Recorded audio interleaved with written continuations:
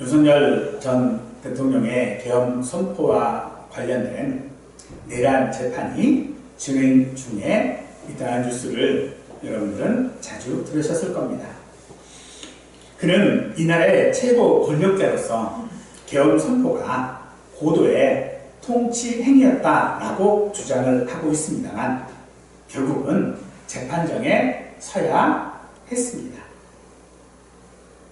그가 재판장에 설 수 있는 단 하나의 이유는요, 이 나라에 법이 존재하기 때문입니다. 사실 우리는 우리의 일상 가운데서 법을 거의 의식하고 살지는 않습니다. 마치 공기가 늘 우리를 감싸고 있어도 그 존재를 잊고 사는 것과 같습니다.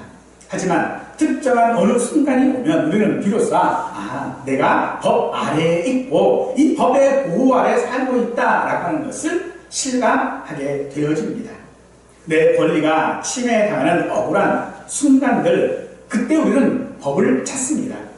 반대로 내가 어떤 규칙들을 어기었을 때에 우리는 그 법의 무거운 압박을 받게 되어집니다.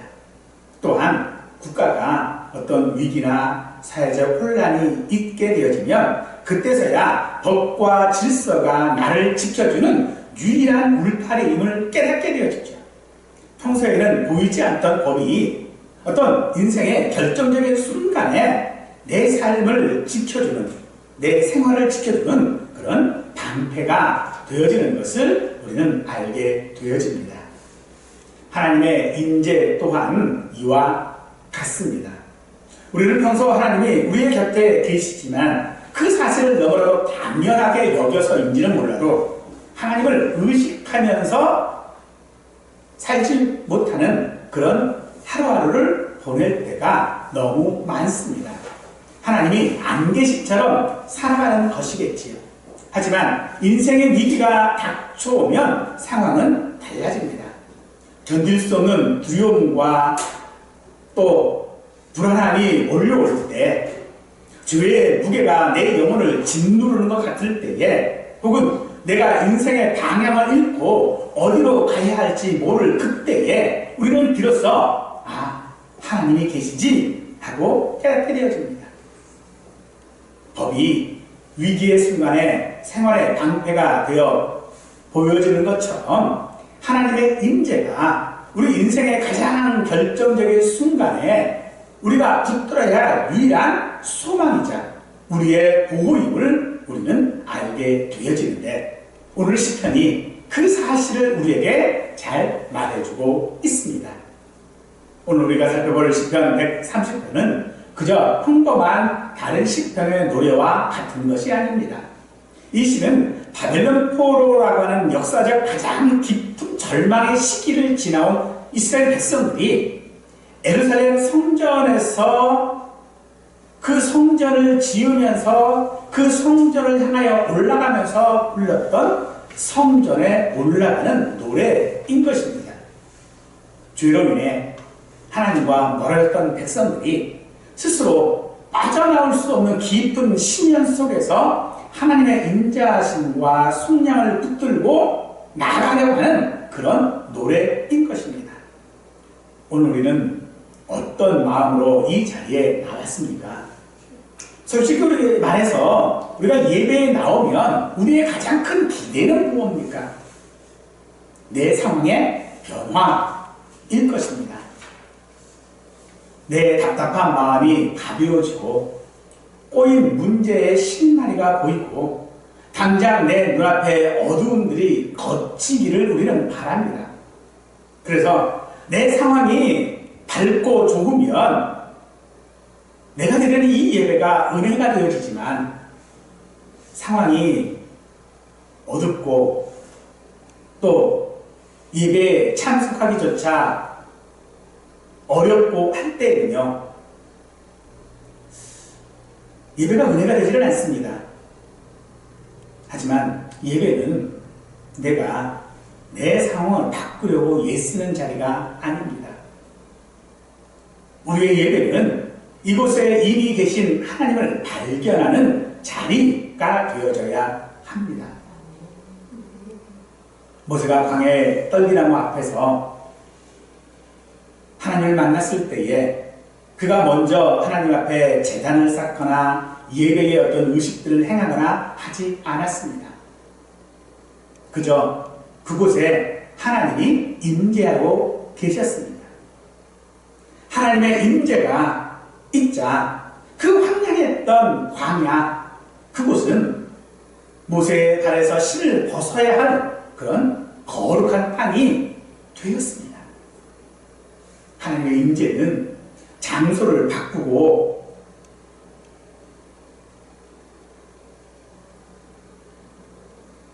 하나님의 임재는 우리의 삶을 바꾸는 것입니다. 예배는 그래서 우리가 하나님을 이 자리에 초청하는 행위가 아니라 이미 우리의 삶의 한 복판에 와 계신 하나님의 임재에 대한 우리의 반응이고 우리의 응답이어야 하는 것입니다. 오늘 이 시간 내 상황의 변화를 구하기보다 변함없이 우리와 함께 하시는 하나님의 그 임재 앞에 예배하는 우리 모두가 되기를 간절히 축원합니다. 5절 말씀은 나 곧 내 영혼은 여호와를 기다리며 나는 주의 말씀을 바라는도다 라고 합니다. 시인은 막연히 무엇을 기다린다 라고 하는 것이 아니라 말씀을 바라고 기다린다 라고 하고 있습니다. 시인이 기다리는 것이 내 꼬인 상황이 풀리는 것을 기다리는 것이 아니었습니다. 나를 괴롭히는 문제가 사라지는 것이 아니었습니다. 시인은 나는 주의 말씀을 바라는도다 라고 말합니다. 바란다, 기다린다 라고 하는 이 단어는 시간이 지나가기를 멍하니 기다리는 그런 태도를 말하는 것이 아닙니다. 이 말은 밧줄을 꼬아서 단단히 묶다라고 하는 의미를 가지고 있습니다. 거친 파도와 같은 현실 속에서 내 영혼이, 내 마음이 그 세상의 핍박 가운데, 그 세상의 파도 가운데 떠내려 내려가지 않도록 하나님의 말씀이라고 하는 그 기둥에 나를 칭칭 동여매는 행위가 바로 기다림입니다. 우리는 예배를 통해서 무엇인가 달라지기를 원합니다. 우리는 예배를 통해서 그 달라진 것을 확인하고 싶어 합니다. 내가 이제 기도했으니 병이 나았겠지. 내가 이제 예배했으니 문제의 문들이 열리겠지. 그러나 우리의 믿음은요, 언제 이 고통이 끝나는가라고 하는 것을 묻는 자리가 아니라 지금 이 상황에서, 지금 이 현실에서 하나님이 나에게 무엇이라고 말씀하시는가를 붙잡는 자리가 이 예배입니다. 아직 우리에게는 기도한 것에 대한 응답이 없고 우리의 힘씀과 노력과 열심이 아무 소용없는 것처럼 하나님이 침묵하시는 것 같지만, 사랑하는 성도는 하나님은 우리의 말을, 우리의 기도를 듣고 계시는 분이신 줄 아시기 바랍니다. 오늘 우리의 예배는 바로 그 사실 하나에 내 전부를 거는 것이 바로 이 시간인 것입니다. 그러한 기다림의 예배를 가장 잘 보여주는 인물이 있다면 바로 사무엘의 어머니인 한나일 것입니다. 한나는 아이를 낳지 못한다라고 하는 이유로 남편의 다른 아내인 분인날에게 멸시와 조롱을 받았습니다. 그녀의 마음은 깊은 곳 심연에 빠져 있었습니다. 그런 한나가 성막에 올라갔을 때에 그는 기쁨을 가지고 성막에 올라가지 않았습니다. 통곡하며 기도했다라고 합니다. 심지어 대제사장이었던 엘리마저 그가 입술만 움직이며 간절히 기도하는 것을 보고 술에 취했다고 오해하며 책망했습니다. 가장 위로받아야 할 장소에서 하나님의 예리자라고 하는 사람에게조차 모욕을 당한 것이겠지요. 한나의 상황은요, 최악이었습니다. 그는 하나님의 성전에서도 하나님의 교회에서도 가장 믿었던 사람에게서조차 위로를 받지 못하고 오히려 모욕을 당한 것입니다. 아이는 없고 자기의 나이 버린 분인나의 조롱은 여전했고 자기를 위로해야 할 사람도 그 자신을 알아보지 못했습니다. 그런데 그런 한나가 기도를 마치고 집으로 돌아갈 때 사무엘상 1장 18절 말씀은 그 얼굴에 다시는 근심빛이 없더라 라고 하고 있습니다. 그가 집에 돌아갈 때 아이가 생긴 것이 아니었습니다. 분인나가 갑자기 착해져서 잘했던 것도 아닙니다. 상황은 여전히 단 하나도 변하지 않았습니다. 여전히 그녀는 아이가 없었습니다. 하지만 변한 것이 있다면 그것은 한나 그 자신이었습니다. 엘리 제사장을 통해 들려진 평안히 가라, 하나님이 너의 기도를 허락하시기를 원하노라 라고 하는 그 말씀, 그 한마디가 한나의 심령에 떨어졌고 그 심령이 그 말씀을 붙잡게 함으로 말미암아 아이라고 하는 자기의 기도에 대한 결과물의 손에 쥐어지고 있는 그 기쁨이 아닌 말씀을 붙잡는 기쁨 가운데에 그 얼굴에 다시는 근심하지 않을 수 있었던 것입니다.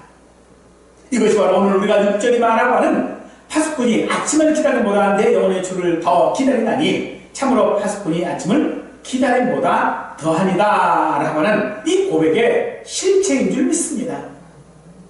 한나는 문제 해결 후에 예배하는 사람이 아니었습니다. 문제가 가장 극심할 때에 아무것도 해결되지 않은 그 한복판에서 말씀 하나를 붙들고 일어선 예배자였던 것입니다. 우리의 예배는 하나님께 어떤 조건들을 걸고 있지 않습니까?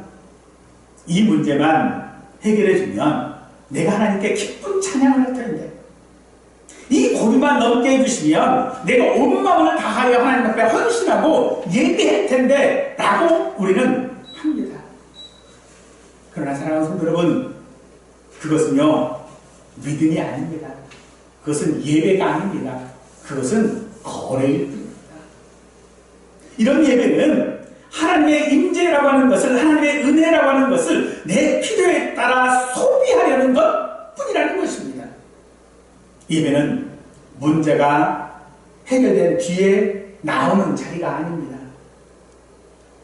문제가 여전히 나를 짓누르고 있는 그 한가운데로 나오는 것이 바로 우리 예배의 자리여야 할 것입니다. 어쩌면 우리의 예배가 있고 난 이후에 우리 교회문을 나설 때 우리의 상황은요 들어올 때와 똑같을 것입니다. 여전히 상황은 변하는 것이 없습니다. 관계들은 꼬여있고 때로는 건강도 좋지 않을 수 있습니다. 그럴 때 사탄은 아마도 우리에게 봐라, 예배 드려봤자 뭐 하나 달라진 게 없지 않느냐, 예배 드리는 것이 무슨 소용이 있냐, 기도하는 것이 무슨 소용이 있냐, 뭐 달라지는 게 있어야 될 거 아니냐 라고 할 것입니다. 사랑하는 성도 여러분, 그때 낙심하지 않기를 바랍니다. 한나가 자신의 상황을 바라본 것이 아니라 하나님의 말씀을 소망으로 말미암아 그 얼굴빛이 근심이 없었던 것처럼 오늘 우리의 예배는 내가 이 예배로 말미암아 어떤 결과를 바라는 것이 아니라 우리의 이 예배는 그저 하나님 앞에 머무는 시간인 줄 믿으십시오. 그러므로 우리가 해야 할 일은요, 파수꾼처럼 그 자리, 이 자리를 떠나지 않고 지키는 것입니다. 아무런 변화가 없다고 조급해하지 마십시오. 도대체 언제입니까? 라고 불평하지 마십시오. 기다리며 주님 말씀하십시오. 내가 듣겠습니다. 이 고백이 우리의 예배의 고백인 줄 믿습니다. 그때서야 우리의 모든 상황들을 뛰어넘는 하나님의 임재가 우리의 삶을 이 예배의 자리로 하나님의 임재의 자리 그 앞으로 이끄는 줄 믿으시기 바랍니다. 이제 시인은요, 그 기다림을 넘어서 이스라엘아 여호와를 팔지어다. 여호와께서는 인자하심과 풍성한 속량이 있습니다 라고 합니다. 바로 그가 그렇게 하나님의 말씀을, 하나님의 임재를, 하나님의 은혜를 소망하는 근거가 무엇인지를 말하고 있는 것입니다. 우리가 하나님을 바랄 수 있는 이유는 우리의 열심이나 우리의 자격 때문이 아니라 오직 하나님의 은혜 때문인 것입니다. 하나님은 계산된 사랑을 하시는 분이 아니십니다. 하나님은 언제나 자신이 약속하신 그 약속에 근거하여 우리를 사랑하러 대하시는 분이 우리 하나님이십니다. 또한 오늘 본문이 말하고 있는 풍성한 속량이라고 하는 것은 그저 죽지 않고 겨우 살아남을 정도의 무엇을 말하는 것이 아닙니다. 죄와 사망의 권세에서 완전히 벗어나게 하는 온전한 자유와 회복을 뜻하는 말입니다. 그러기에 우리의 기다림은요, 불안한 마음 가운데에 대기하고 있는 그런 것이 아니라 확신에 찬 소망일 수밖에 없는 것입니다. 하지만 우리의 현실은 어떤 날은 하나님이 계시는 것 같고 어떤 날은 하나님이 내게 한량없는 은혜로 더하시는 것 같이 느껴지고 또 어떤 날은요 하나님을 전혀 느끼지 못하는 때가 많습니다. 내가 어떤 일에 정성을 다하면 하나님이 나와 함께 하신 것 같고 내가 어떤 일에 대해 부족하고 어떤 죄가 있고 하면은 나를 마치 떠나 계신 것처럼 생각을 하게 되어집니다. 하지만 하나님은 민수기 5장 3절 말씀에서 내가 그 진영 가운데에 거하느니라 라고 약속하시는 분이십니다. 하나님의 임재는 내가 예배를 잘 드려서 얻어내는 결과물이 아니라 우리와 함께 하시는 하나님의 임재가 우리의 예배의 전제여야 한다는 것입니다. 즉 우리의 예배는요 하나님의 임재를 불러오는 시간이 아닙니다. 우리의 예배는 하나님이 여기에 계시기에 하나님이 지금 나와 함께 계시기에 그 하나님 앞에 있는 자리 바로 그 자리가 바로 우리의 예배의 자리여야 한다는 것입니다. 이스라엘 백성들이 출애굽한 후에 금송아지를 만들고 하나님의 언약을 스스로 깨뜨려버리고 하나님의 주신 소망을 잃어버린 그때가 있었습니다. 그때 하나님은 그 이스라엘 백성들을 심판하시겠다라고 하시지 않으셨습니다. 주역의 34장 6절 말씀을 보니 여호와라 여호와라 자비롭고 은혜롭고 노하기를 더디하고 인자와 진실이 많은 하나님이여 하나님이라 라고 하고 있습니다. 금송아지를 만들어서 하나님이 싫어하는 일, 주의 앞에 섰던 그들 앞에 하나님은 자비롭고 은혜롭고 노하기를 더디하고 인자와 진실이 많은 분이라고 본인을 계시하고 계신 것입니다. 그런 이스라엘이 하나님 앞에 설 수 있었던 것은 그들이 철저하게 그 사실들을 회개해서가 아니라 하나님의 은혜에서 먼저 시작됐기 때문에 설 수 있었던 것입니다. 포로기 이후에도 마찬가지였습니다. 백성들이 자신의 고향으로 돌아왔지만 그들의 삶은 가난하고 황폐한 것 뿐이었습니다. 그들이 먼저 성전 공사를 시작했으나 그들의 상황은 더 이상 계속할 수 없는 상황이었고 결국 그들의 예배는 뒤로 물러날 수밖에 없었습니다. 그때에도 하나님은 그들은 책망하시되 그저 정죄하시는 것으로 끝나지 않으셨습니다. 밖에서 1장 13절 말씀에서 내가 너희와 함께 하노라 라고 하십니다. 사랑하는 성도 여러분, 우리가 여전한 상황 가운데서도 소망을 잃지 않을 수 있는 이유는 우리의 환경이 개선되고 있는 것을 보기 때문이 아닙니다. 무엇인가 더 나은 방향으로 나가고 있는 것을 확인하고 있어서도 아닙니다. 바로 우리가 소망을 가질 수 있는 이유는요, 하나님의 임재 때문입니다. 그것이 바로 우리가 예배하는 삶을 살아야 하는 그 삶이 우리에게 있었을 때에 우리가 여기에 있어야 하는 이유일 것입니다. 믿음으로 예배에 나오는 것은 우리의 형편이 나아질 때까지 기다리는 것이 아닙니다. 하나님이 나와 함께 하시겠다라고 하는, 내가 너희와 함께 하노라라고 하는 이 말씀을 붙드는 것이 우리의 예배라는 것입니다. 그럼에도 우리의 믿음은 흔들립니다. 그러나 그 흔들릴 때마다 문제가 되는 것은 사실 상황이 아닙니다. 내 상황 때문에 내 믿음이 흔들리는 것이 아니라 오히려 하나님이 아닌 다른 것에, 말씀이 아닌 다른 것에 우선 우리의 소망을 찾으려 할 때에 우리의 예배는 변질되어질 것이고 우리의 믿음은 흔들릴 수밖에 없는 것입니다.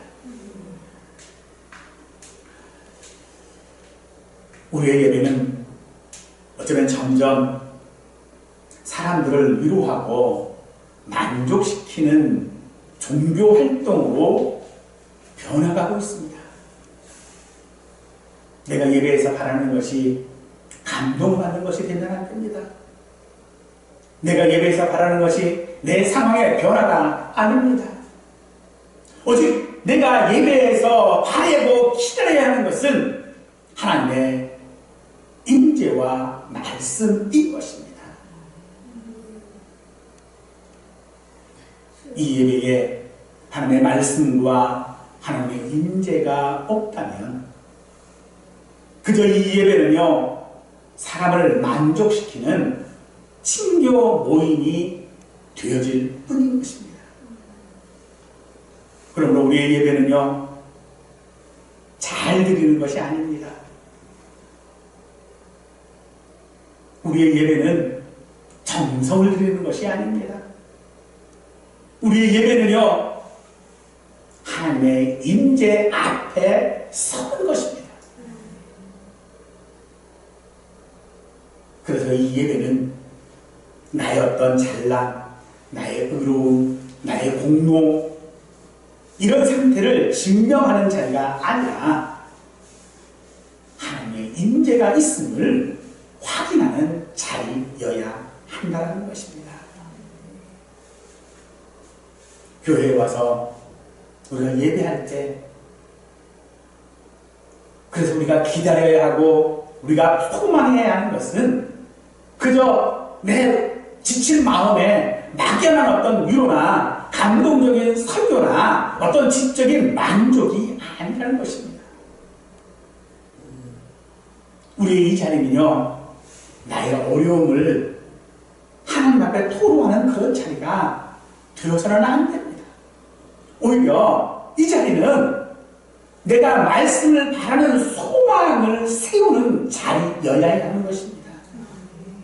비록 우리의 현실이 어둡고 길이 보이지 않고 내 마음이 무너져 있다 할지라도 하나님은 하나님이시다 라고 하는 것, 하나님은 은혜로우셔서 풍성한 속량을 베푸신다 라고 하는 그 믿음으로 오늘 이 시간 하나님의 임재 앞에 서실 수 있기를 간절히 축원합니다. 시편 130편의 이 마지막 8절은요, 우리에게 그가 이스라엘을 그의 모든 죄악에서 속량하시는도다 라고 하고 있습니다. 우리 구원의 어떤 주체가 내 노력이나 열심이 아니라 오직 하나님 한 분뿐이다 라고 하는 것을 지금 말하고 있는데, 이 속량하시리로다 라고 하는 이 표현은 그저 한 번 어떤 것을 주고 끝내는 것이 아니라 현재와 미래를 아우르는 우리를 지속적으로 사랑하시고 건지시는 그 신실한 하나님을 우리에게 말씀하고 있습니다. 하나님께서 우리를 어떤 가난이나 질병, 어려운 환경에서 건져내시는 것이 하나님께서 우리를 속량하시는 목적이 아니라 모든 죄악에서 우리를 건지시는 것이 하나님의 목적입니다. 우리는 우리의 상황이 바뀌어지기를 원하고 있지만 하나님은 그 근본적인 문제를 다루시고 있는 것입니다. 그러므로 우리를 가장 깊이 우리를 불행하게 만드는 것은 내 환경의 어려움들, 고난들, 환경의 변화가 없는 것들, 이런 것들이 아니라 바로 우리의 죄인 것입니다. 하나님은 그 죄를 해결하심으로써 우리의 형편만을 고쳐주시는 그런 해결사로 남지 아니하시고 우리의 죄의 뿌리까지라도 해결하셔서 우리와 함께 하시기를 원하십니다. 그런데 그 하나님의 임재, 그 하나님이 나와 함께 하시는 그 확신을 가로막는 가장 큰 장애물이 있다면 그것이 바로 내 감정입니다. 하나님의 임재를 느끼는 것으로 생각하는 잘못 때문이지요. 그날의 어떤 컨디션들, 어떤 찬양의 분위기들, 내 마음의 어떤 감수성, 이런 것에 종속되어지는 것이 사실 느낌이라고 하는 것이지요. 그런데 그 느낌에 하나님의 임재가 있지 않습니다. 어떤 말씀 가운데에 내 마음에 찔리는 것이 있고 그것이 내 마음을 울리고 하면 내 마음이 뭉클해지면 하나님이 계신 것 같고 말씀을 들어도 느낌이 없고 어떤 문제들 속에서 말씀을 들어도 그저 한 귀로 듣고 한 귀로 흘려버리는 그런 말씀이 되어지고 그러면 하나님이 안 계신 것처럼 우리는 생각합니다. 그러나 사랑하는 성도 여러분, 하나님은 느껴질 때만 계시는 분이 아니십니다. 야곱이 형 에서에게 유혹을 받고 라반의 집으로 갈 때에 베델이라는 곳에서 잠이 들었습니다. 그는 잠을 자고 있으나 두려움에 떨고 있습니다. 그때 하나님은 없는 것 같습니다. 아니 계신 것 같습니다. 하지만 그가 꿈에서 하나님을 만난 후에 깨어나서 고백하는 말이 창세기 28장 16절 말씀에서 여호와께서 과연 여기 계시거늘 내가 알지 못하였다라고 합니다. 사랑하는 성도 여러분, 하나님은 편재하신 분이십니다. 하나님은 아니 계신 곳이 없는 분이십니다. 단지 야곱이 알지 못했던 것처럼 내가 그 사실을 인지하지 못하고 있을 뿐이라는 것입니다. 그러므로 우리가 하나님 앞에 서지 못하는 이유는요, 하나님의 임재가 없기 때문이 아니라 내가 그 하나님의 임재를 인식하고 있지 않기 때문인 것입니다. 예수님께서 부활하신 후에 엠마오로 가던 두 제자들도 마찬가지였습니다. 그들은 예수님과 함께 동행하며 엠마오로 가던 길이었습니다. 그러나 그들은 그분이, 자신들과 동행하는 그분이 예수님인 것을 알지 못했습니다. 그런 그들의 마음이 언제 뜨거워졌고 그들이 예수님인 것을 언제 알았습니까? 바로 예수님께서 말씀을 풀어주실 그때였습니다. 우리의 감정이 하나님의 임재를 만드는 것이 아니라 하나님의 임재가 우리의 감정을 이끄는 줄 믿으시기 바랍니다. 말씀을 깨달을 때 그 뜨거운 마음으로 예수님을 알아보고 다시 그들이 에루살렘으로 올라갔던 것처럼 우리가 말씀을 들을 때에, 그 말씀을 깨달을 때에 우리는 하나님의 임재 가운데에 있는 줄 믿습니다. 그러므로 사랑하는 성도 여러분, 내가 은혜가 없고요, 어떤 감정들이 메말랐다라고 해서 예배를 멈추면 안 됩니다. 우리의 감정은요, 임재의 증거가 아닙니다. 내 상황은요, 하나님의 그 임재, 하나님이 나와 함께 하심에 대한 증거가 아니라는 겁니다. 오직 약속하신 그 말씀만이 하나님이 나와 함께 하시다라고 하는, 하나님이 여기 계시다라고 하는 그 임재의 증거인 줄 믿으십시오. 삭개오라고 하는 사람은 사람들에게 손가락질을 받는 세리였습니다. 돈은 많았지만 그의 삶의 깊은 곳에는 언제나 죄의 심령 가운데 있었습니다. 그런 삭개오를 예수님이 찾아오셨습니다. 그때 예수님은 그에게 직업을 바꾸라고 하지 않으셨습니다.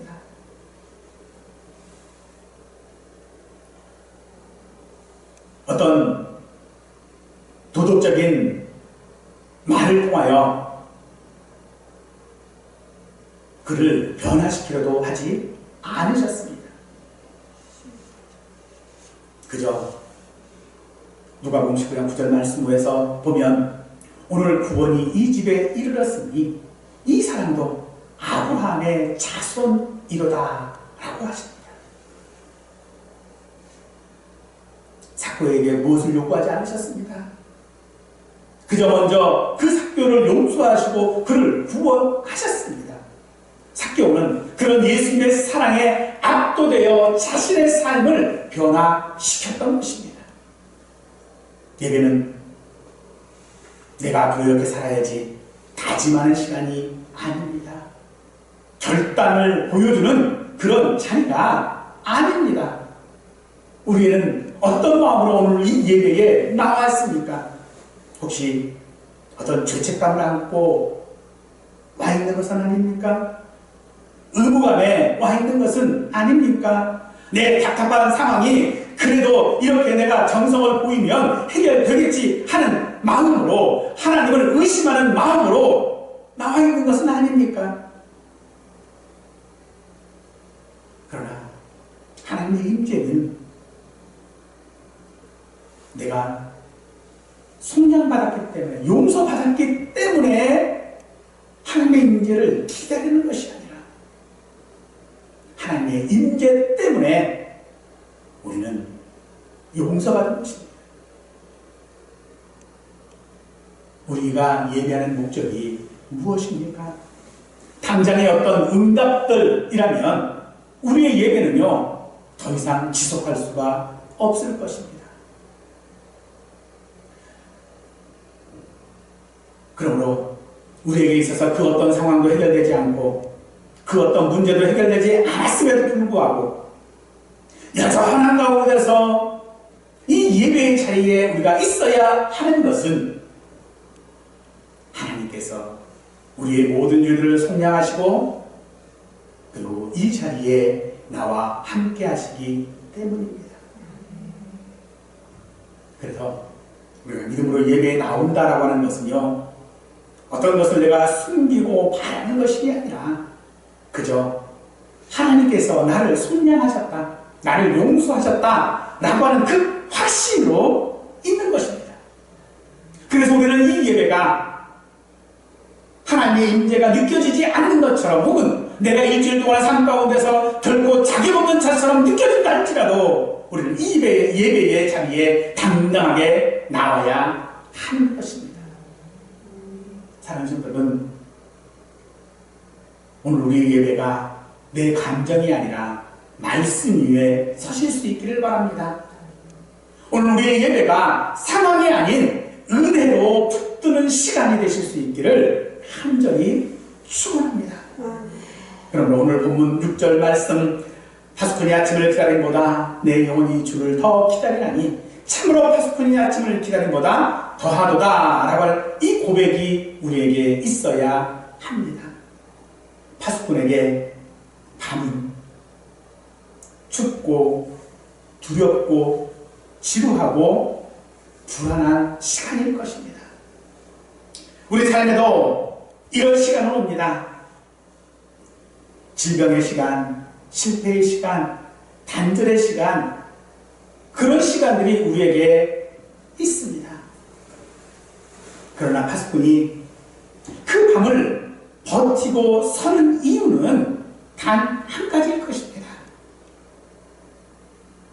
아침이 오기 때문입니다.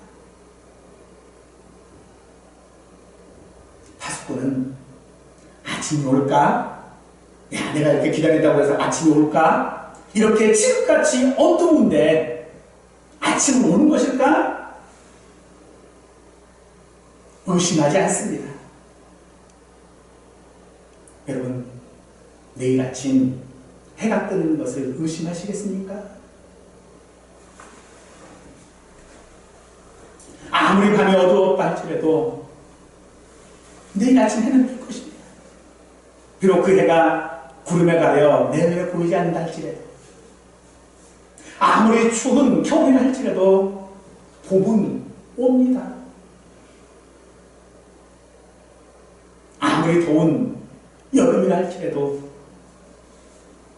가을은 우리 마련입니다. 이것은 확률의 문제가 아니죠.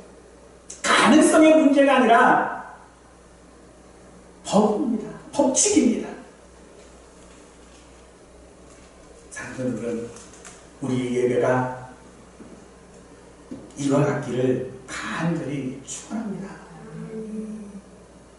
우리가 하나님 앞에 예배하는 것이 내 문제를 해결해 주실지 아닐지 간을 보는 그런 시간이 되어서는 안 될 것입니다. 해가 뜨는 것처럼 하나님의 인자하심과 속량하심이 반드시 내 삶 가운데 인자하신다고 하는 그 사실을 믿고 소망으로 기다릴 수 있는 그런 예배자가 되시기를 축원합니다.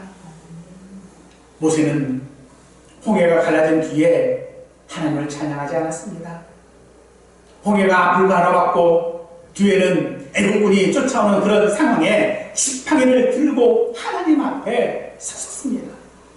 하나는 아이를 얻은 기쁨으로 예배한 것이 아니라 통곡해야 했던 그 슬픔 속에서 말씀을 붙잡았습니다. zak개오는 그의 삶이 깨끗하게 된 뒤에 주님을 맞이하고 잔치를 벌인 것이 아니라 죄인된 모습 그대로 주님 앞에 섰고 주님의 용서하심을 받았습니다. 엘리야라고 하는 선지자는요, 승리한 후에 그에게 찾아온 절망 앞에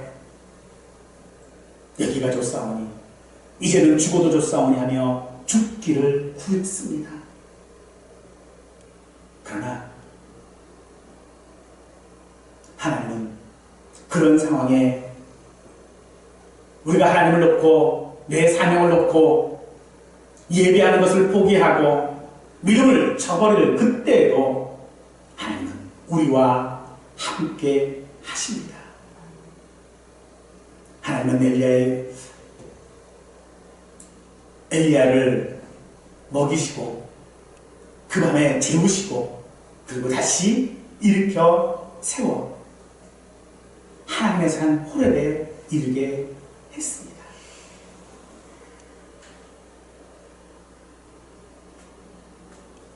모세나 한나나 삭개오나 엘리야나 그들이 처한 형편이나 상황이 아니라 말씀을 붙들어서 흔들리는 감정들이 아니라 하나님께 소망을 두었던 것입니다. 하지만 우리는 자꾸 이 순서를 바꾸려고 합니다. 먼저 아침을 맞게 하면 그럼 내가 파수꾼을 하겠습니다.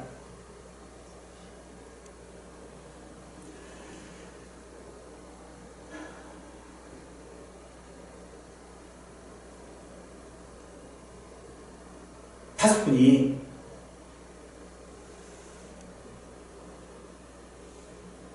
그 밤을 기다려야 아침을 맞이할 수 있는 것처럼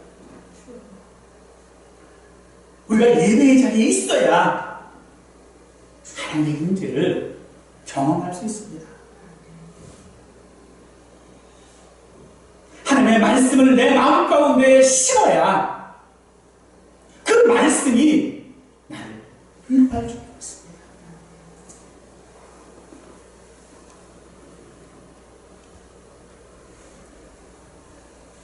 어떤 응답이나 어떤 문제 해결을 기대하고 예배에 나오면 우리의 예배야 우리의 삶은요 무너지고 맙니다.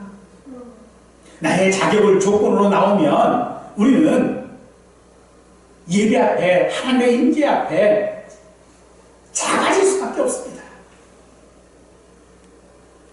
하지만 하나님이 나와 함께 하신다면 그 임재 가운데 우리가 나오면 우리의 칠흑 같은 어둠의 상황에도 우리는 하나님의 말씀을 믿고 소망하며 예배할 수 있을 것입니다.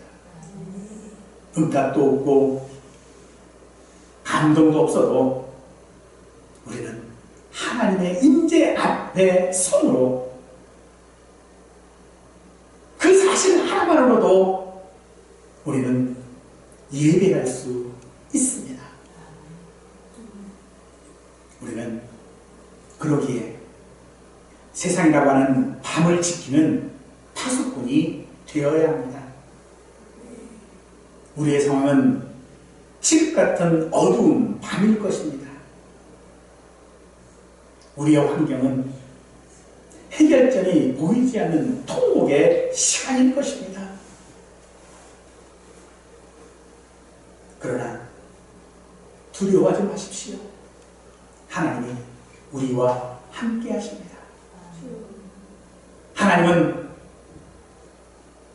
내 상황과 내 형편과 내 감정과 상관없이 내 삶 가운데에 임재하시는 분이십니다.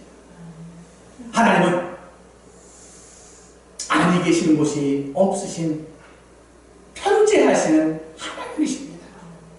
내가 어느 곳에 있든 하나님은 나와 함께 하시는 분이십니다. 그 하나님을 기다리십시오. 그 기다림을 붙들고 아침에 오는 것을 확신하며 기다리는 파수꾼처럼 우리의 삶의 자리를 지키시기 바랍니다. 그때 어둠은 물러가고 하나님의 풍성한 은혜가 우리의 삶을 덮을 줄 믿습니다. 그런 파수꾼의 마음으로 하나님의 임재를 경험하는 우리의 삶과 우리의 예배가 되실 수 있기를 간절히 축원하겠습니다.